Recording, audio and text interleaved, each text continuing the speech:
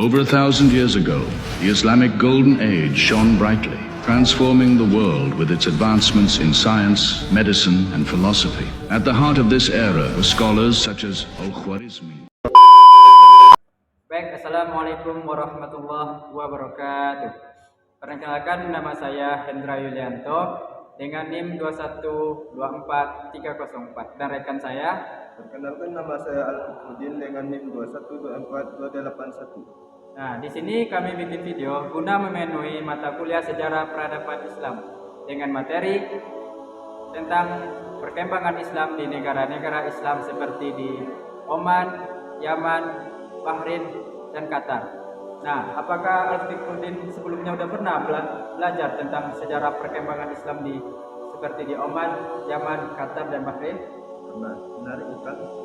Ada perkembangan seperti di Oman, Yaman, Qatar, dan Bahrain. Wah, menarik ya. Nah, kita mulai dari mana nih?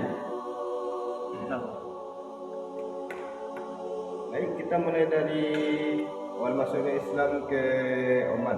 Nah, menurut saudara Hendra, bagaimana proses masuknya Islam ke Oman dan bagaimana Ibadiyah menjadi mazhab dominan pada masa periode modern? Nah, jadi Islam ini masuk ke Oman itu pada tahun 630 Masehi melalui dakwah damai sebelum penaklukan Utsman bin Affan. Nah, serta Ibadiyah ini dominan itu pada abad ke-8 via Imam Julanda bin Mas'ud serta diperkuat oleh Sultan Qausas pada tahun 1970 Masehi. Nah, beliau ini memodernisasi negara serta menjaga identitas Ibadi. Saya bertanya, menurut saudara Al-Fikruddin, jelaskan peran sana sebagai pusat perkembangan Islam di Yaman pada abad ke-7 dan ke-8 Masehi. Nah, termasuk jumlah masjid yang dibangun pada saat itu. Baik, sana menjadi pusat Islam di Qatar setelah ditaklukkannya Muawiyah bin Abi Sufyan pada tahun 63 Hijriah atau 682 Masehi. Nah, masjid yang dibangun di sana pada saat itu adalah sekitar 103 masjid, yang mana masjid itu menjadi basis dalam penyebaran Islam ke Afrika dan ke Jazirah Arab. Bagus ya. Nah, menurut saudara Hendra, kapan Islam pertama kali masuk ke Bahrain melalui penaklukan Arab dan bagaimana peradaban Islam berkembang di bawah dinasti Umayyah dan Abbasiyah? Nah, Islam masuk ke Bahrain itu pada tahun 629 Masehi melalui via Imam Al-Ala bin Hadrami. Nah, dia itu berkembang pusat di bawah Umayyah, masjid dan irigasi serta Abbasiyah yang memiliki pusat ilmu seperti pertanian dan perdagangan.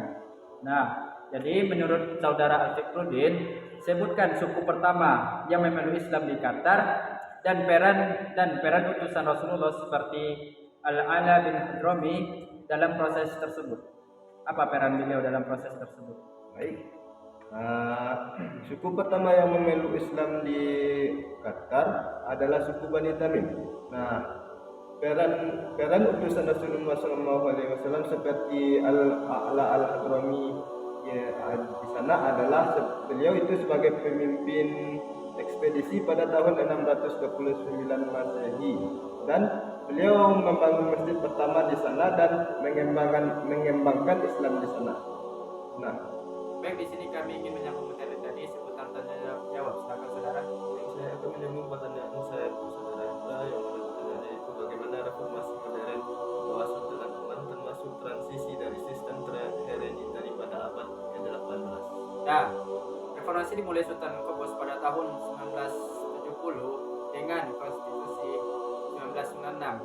Nah, Majelis Syuro dan Hak Perempuan. Transisi monarki hereditari oleh Ahmad bin Said mengakhiri Imamah Ibadi demi stabilitas. Nah, selanjutnya saya ingin bertanya kepada saudara, apa peran Partai Islah sebagai kelompok Islamis Sunni dalam politik Yaman modern, terutama setelah kematian Al-Ahmar pada 2007?